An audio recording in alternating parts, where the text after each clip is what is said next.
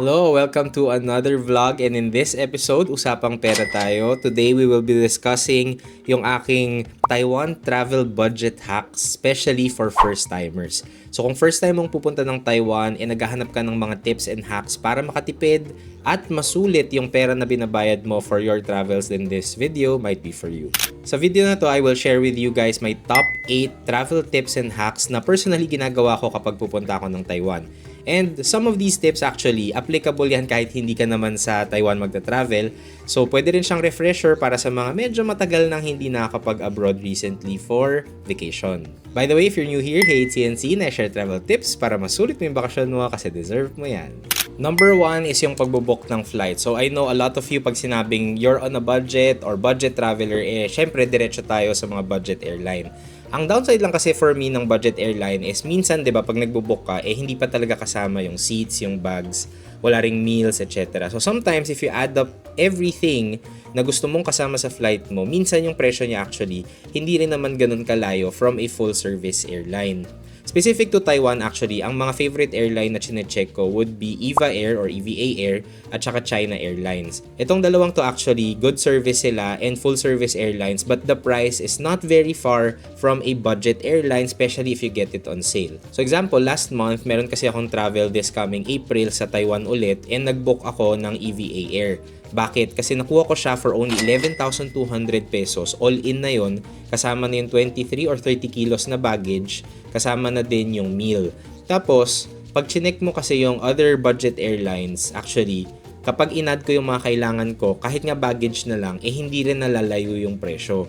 So that means, medyo mas makukuha ko talaga yung value for money doon sa full service airline like EVA Air. The same happened to me actually nung last year, around January yata yun. Ganun din, nag-check din ako ng budget airline pero parang 2,000 pesos difference na lang naka full service airline na ako via China Airlines. So, kapag ganun, ang pinipili ko talaga full service airline na lang kasi medyo minimal na lang yung difference. Minsan din kapag full service airline actually, hindi rin sila ganun kahigpit pagdating sa mga baggage allowance and pati yung sa mga hand carry. Pero kung gusto nyo talagang mahanap yung cheapest flights for a certain period or certain flight dates na gusto ninyo, you can check Google Flights, libre naman yan. So ang kailangan nyo lang ilagay is yung destination at saka yung origin na airport, tapos yung travel dates nyo, and check if you are flexible. Tapos papakita niya na yung listahan ng different airlines and yung mga presyo. Ang maganda lang kasi when you use Google Flights, ipapakita niya from different websites and different booking platforms na pwede kayong mag-check ng mga flights na gusto ninyo. And hindi lang siya limited to just one airline na round trip. For example, pag nag-check ka sa Google Flights, naglagay ka na Naiya to Taipei or Manila to Taipei, papakita niya sa'yo, imi-mix and match niya yung different airlines. So, pwedeng kunyari, papunta mo, AirAsia ka, yung pauwi mo, Philippine Airlines. So, depende na lang kung ano yung gusto mong mix. Then, you can book via Google Flights na i-redirect ka niya doon na mismo sa mga booking platforms ng mga flights na yun. Second, pagdating sa pera, it's best to withdraw from an ATM instead na pumunta pa kayo sa mga money exchange. At the end of the day, itong mga foreign exchanges naman na to or itong mga money exchange na makikita nyo sa airport, both in Philippines and even in Taiwan, syempre mga negosyo yan. So technically, pinapatungan talaga nila yung published exchange rate para syempre kumita din sila kasi negosyo sila. So in a way, mas mataas talaga yan versus sa mga Google rate na makikita ninyo. So since I learned about this hack from a friend way back nung mga first few travels ko, hindi ko na siya pinalitan yung method na to, which is to withdraw directly from an ATM. So all you need is an ATM card na kahit Philippine issued, tapos you can just withdraw from an ATM doon mismo sa Taoyuan Airport or kunyari sa Kaohsiung Airport, pwede din. So maraming ATM naman sa Taiwan. In fact, kahit mga 7-Eleven, minsan may mga machines naman na pwede mag-withdraw. Personally, ito yung dalawang ginagamit ko usually to withdraw from an ATM abroad regardless of country. So I normally use my GCash Visa card or GoTime Visa card. So ngayon, ang tatanong nyo, which is the better one? In fact, I did a test. Nung nandun ako sa Taipei last month, nag-withdraw ako from both these cards. And honestly, kung hindi naman million ang i-withdraw mo, very negligible yung difference. Pero, if you ask me ano yung may better rate, GCash Visa card kasi yung may better rate. So, I think because zero talaga ang foreign transaction fee ng GCash Visa card. So kung meron ka nitong mga cards na to, ito na lang gamitin mo kasi ito at least tried and tested ko na. When it comes to the machine naman, pagdating sa Taiwan, I normally withdraw from Bank of Taiwan. Pero dun sa test na ginawa ko, yung pinakita ko kanina, actually, random bangko lang yung withdrawhan ko kasi wala na akong choice. Hindi ako nakapag-withdraw sa airport kasi mahaba yung pila. So, kung nasan yung machines, again, meron sa airport, sa arrivals hall.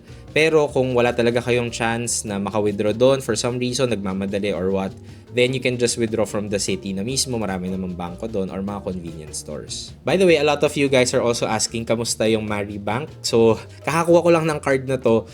In fact, hindi ko pa siya natitest. Kaka-activate ko pa lang. So, I will test this in my next trips and hopefully maganda din yung maging result kasi I think maraming promos and mga cashback recently. So, I think maganda siya gamitin for bigger purchases and withdrawals too. So, I will test this further. I'll let you guys know in future videos. By the way guys, regardless kung anong card yung gagamitin nyo sa pag-withdraw, pag tinanong kayo kung i-convert na directly to peso yung withdraw nyo na NT dollar, always defer conversion. Meaning always choose na i-charge na kayo as New Taiwan dollar.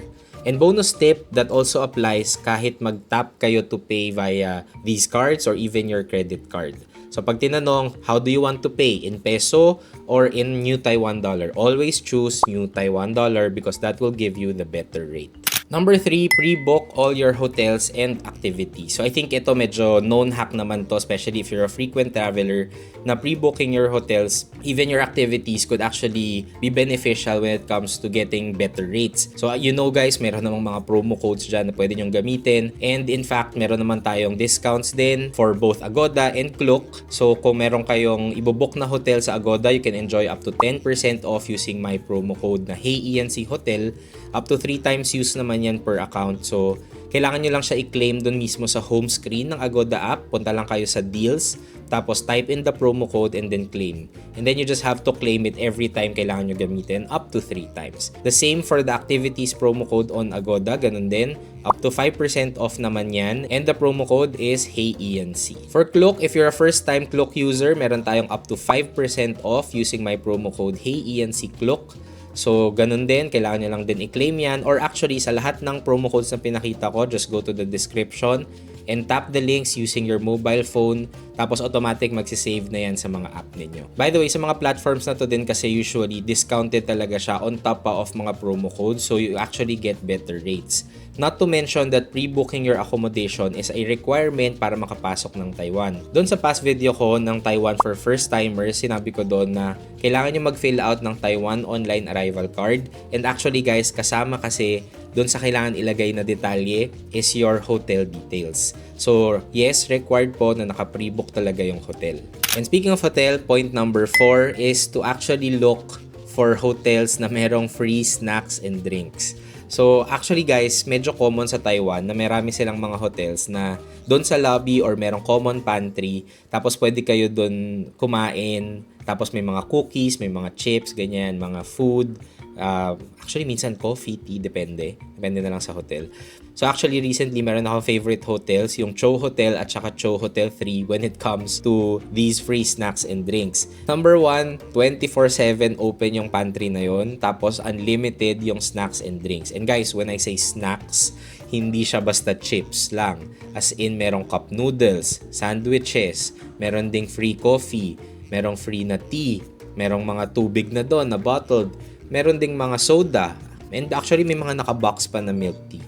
So, technically, hindi ka nagagastos kasi usually ako kapag ganyan, bago umuwi ng hotel, dadaan akong convenience store kasi syempre pagod. So, mag-hoard ako ng mga pagkain na kakainin ko sa room hanggang breakfast na yon, lalo kung wala namang breakfast na kasama yung hotel. So, pag ganun, na may free na snacks and drinks like itong Cho Hotel at saka Cho Hotel 3, sulit na sulit talaga. Kasi bago ako pumasok ng room, kukuha na lang ako ng bottled water, kukuha ako ng isang sandwich, or kung gusto mo mag-cup noodles ka, pwede din naman. So, lahat yon libre and kasama na yun sa binayaran mo. So, if you guys wanna check out Cho Hotel and Cho Hotel 3, available sila on both Klook and Agoda. Ilalagay ko na lang yung booking links dito sa description ng video para mas madali nyong mahanap. And yes, applicable sa Cho Hotel and Cho Hotel 3 yung ating mga promo code. Tip number 5 is to always eat in mga local restaurants and night markets. Medyo kilala naman ng Taiwan, 'di ba, pagdating sa mga night markets. And in fact, maraming local restaurants na sobrang sarap. Sobrang dami ring restaurants dito na awarded ng Michelin Bib Gourmand na award. So actually, marami ding masasarap talaga. So yung pagkain sa mga local restaurants, hindi lang siya basta masarap, actually very cheap din versus eating sa mga mall. Pag kumain ka kasi sa mall, ang typical price range per packs I would say is around mga 500 to 1,000 pesos. Pag kumain ka yan sa mga mall, tapos kasama na yung mga milk tea mo, etc. Mas mahal din talaga. Pero if you eat in a local restaurant, you would only spend, I would say, around 100 to 400 pesos per head for your meal na yon. So, depende naman yan saan kakakain. Honestly, you can actually eat a bowl of decent braised pork rice, parang rice topping siya, for as little as 100 pesos. So, kayang-kaya siya. So, that really depends on saan kakakain, and marami talaga sa Taiwan na pwedeng kainan na mura lang talaga. And pag mag-visit ka pa ng night market, sobrang dami mong options. Ngayon, marami nagtatanong ano yung mga favorite spots ko. So, siguro nilista ko lang dito. 3 na lang muna. Gawa na lang tayo ng separate video specific para sa pagkain. Pero super favorite ko yung Lao Shandong noodles. So, beef noodle soup siya and sobrang lapit lang sa Ximending. Nasa basement food court siya ng isang parang commercial complex or parang mall Changge type, ganyan. So, search nyo na lang sa Google, Lao Shandong noodles. Pero lalagay ko na lang din yung mga Google Maps pin sa description. Yung second na favorite ko is yung Wang's broth. So, pagka braised pork rice, for me, in terms of price and quality, ito talaga yung masarap. I tried a lot of braised pork rice bowls na sa Taiwan, pero masarap talaga to.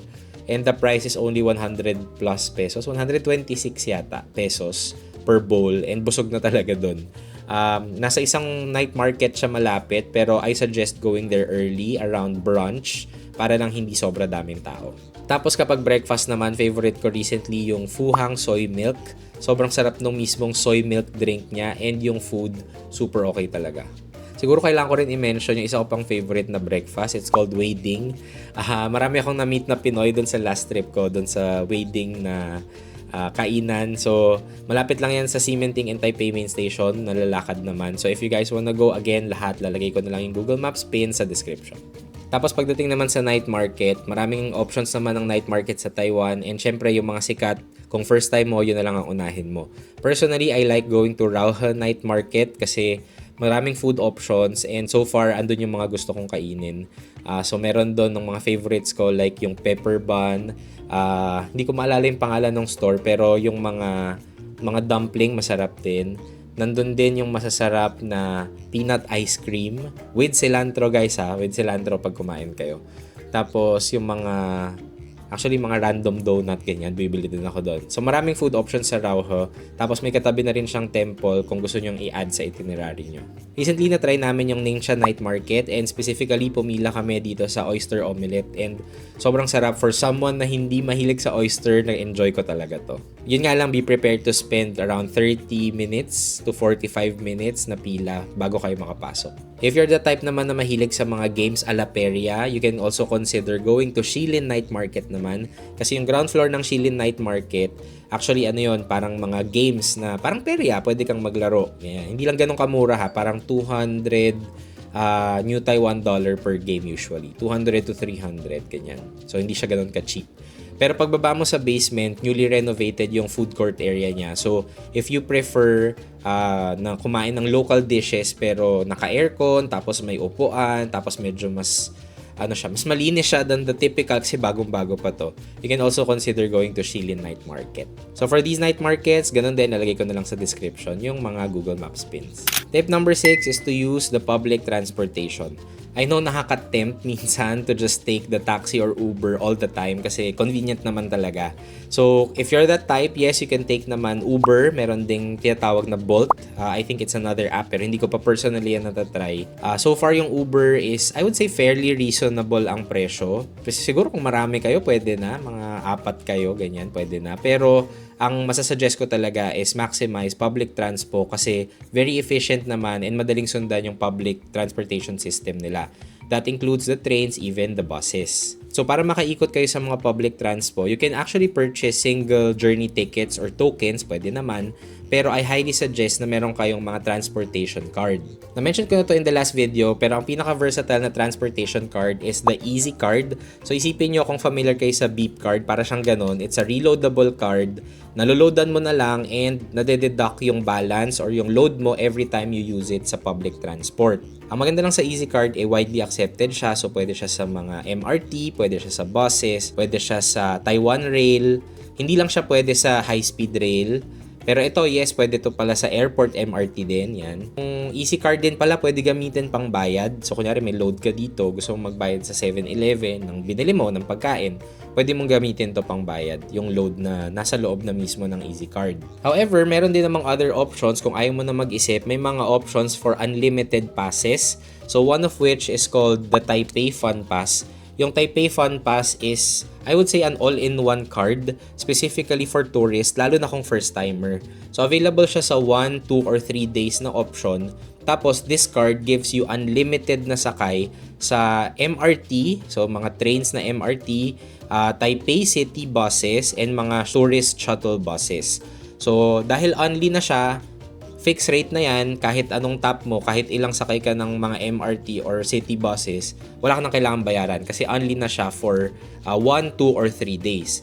Ang difference, itong kulay green na Taipei Fun Pass Unlimited, kasama dito yung mga entry sa mga famous tourist attraction. Kaya ako sinasabi na okay siya din for first timers. So kung gusto mo pumunta, kunyari ala DIY doon sa Lantern sa Shifen Old Street, yung mismong Lantern experience kasama na siya dito. Kasama na yung pagpapalipad. Kung aakyat ka ng Taipei 101 Observatory, which is a nice to see also kung first time, kasama na din dito. So, medyo all-in-one na siya. Ang maganda dito, bibigyan niya na kayo ng map and parang sample itinerary na pwede nyong kopyahin to really maximize the Taipei Fun Pass. So, for both Easy Card and Taipei Fun Pass, lalagay ko yung mga booking link sa description.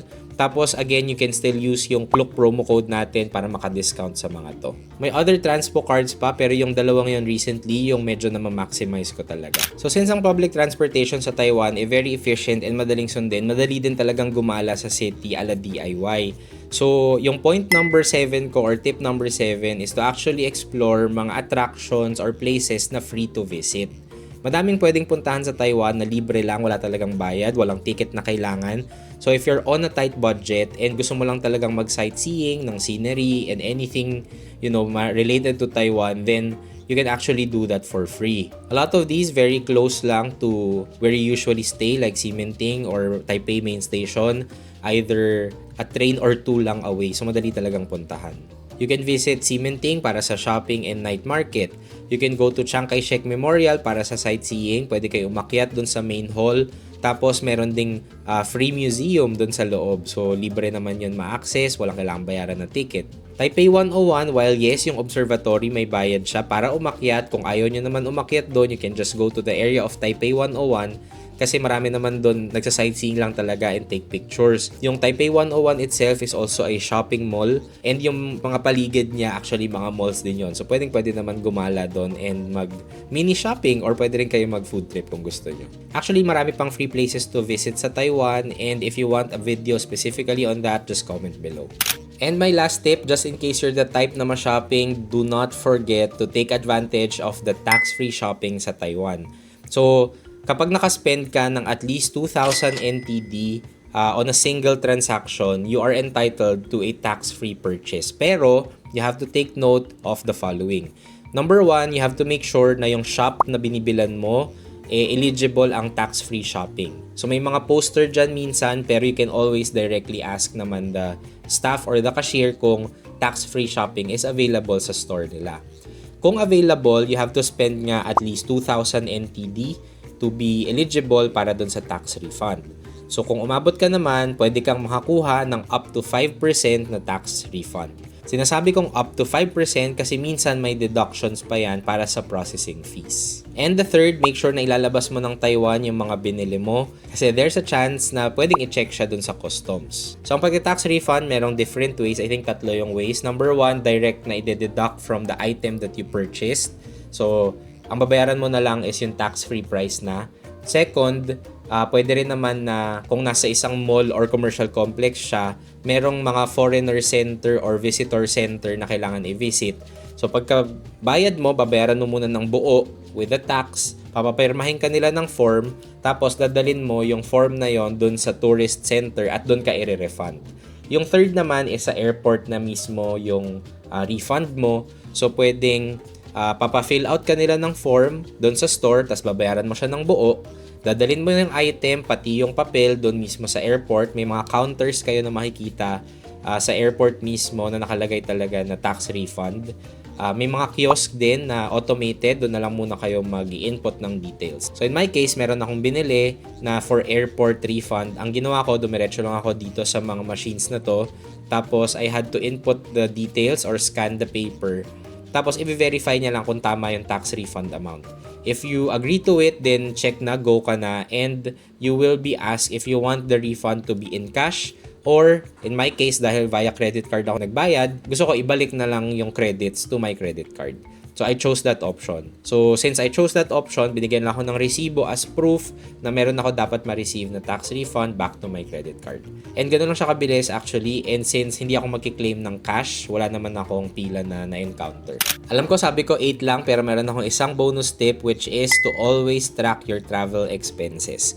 So, ang pinaka-critical always is planning just to ensure na you don't over-budget or overspend when it comes to your travels. So, to do that, ginawa ko kayo ng free template para sa travel budget and itinerary nyo na din. So, you can download a copy of that via the description link below. Nandyan na lahat ng kakailanganin nyo to track your budget, plan your itinerary. Sinama ko na rin yung mga Taiwan cheat sheets just in case na hindi nyo pa alam where to start para meron na kayong starting point. So that ends this video, and I hope this has been useful for you guys para sa pagpaplan ng Taiwan trips nyo. Kung meron pa kayong additional questions, feel free to comment below and I'll try to answer naman. Just in case you want more tips and recommendations from other travelers, you can also check our FB group called Taiwan DIY Travel for Pinoys. Mag-join na kayo. Or if naka-join na kayo, comment below na you're coming from that community and say hi to everyone watching this video. That's it for now. Thank you for watching, and I'll see you guys on the next one. More travel soon!